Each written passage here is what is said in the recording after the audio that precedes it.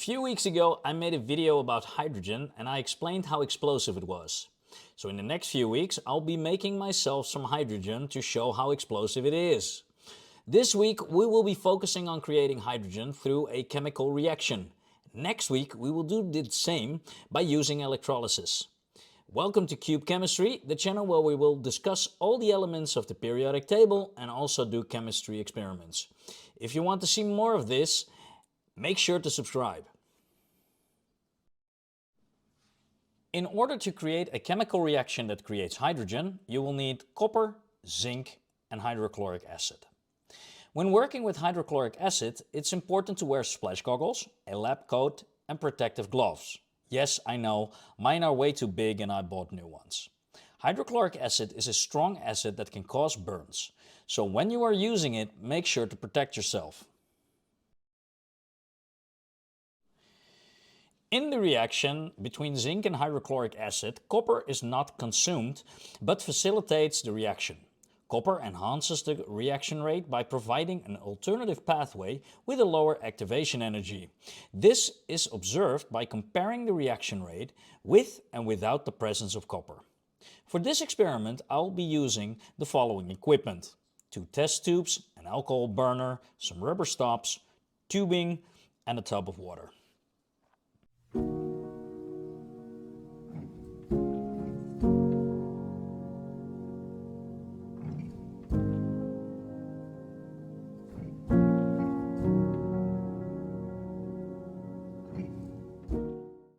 To show how easily you can also mess up an experiment such as this, I will first show you one of the tests that went wrong.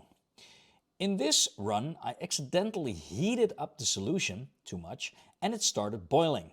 This caused the reaction to stop and pulled a vacuum on the test tube with the solution. Because of that vacuum, the water pulled from the tub and went up into the rubber tube, and the experiment was ruined.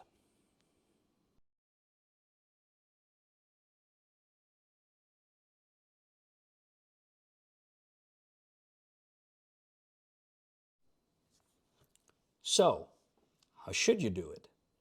This is how. First, you put the copper and the zinc in a test tube. Then you pour in the hydrochloric acid.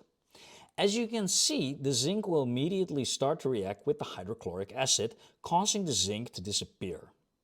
The bubbles that are coming from the zinc are the reaction with the hydrochloric acid. You can see that the copper will remain in the solution.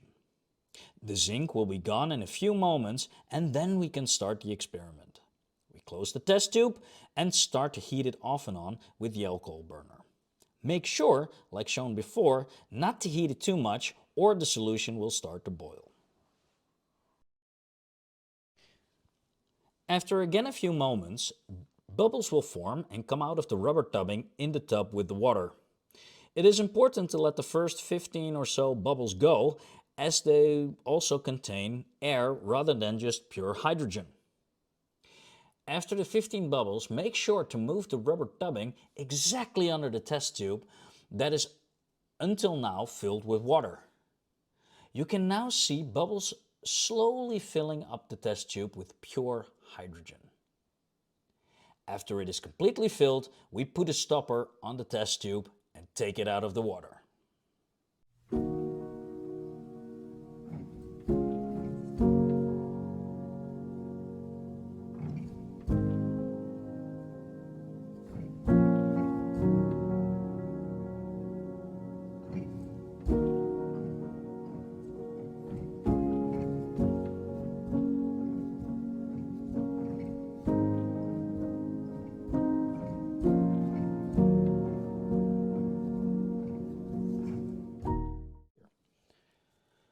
Now, before we test the filled test tube with hydrogen, we first want to show you another disaster.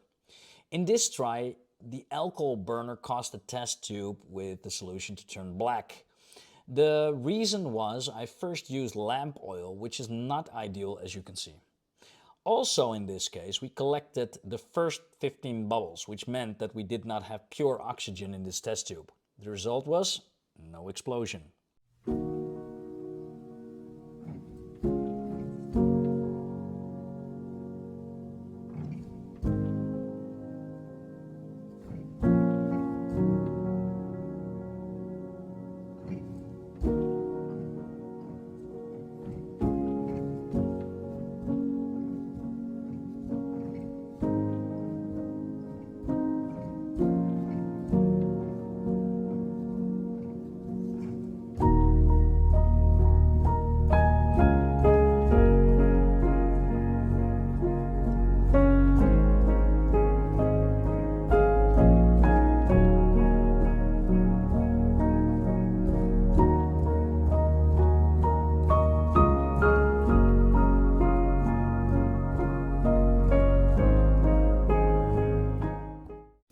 So, time to test the result from the experiment.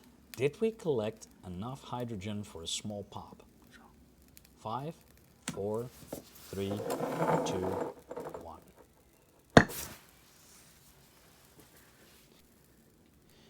Next week, we will use electrolysis to create oxygen and hydrogen. If you don't want to miss that episode, make sure to subscribe.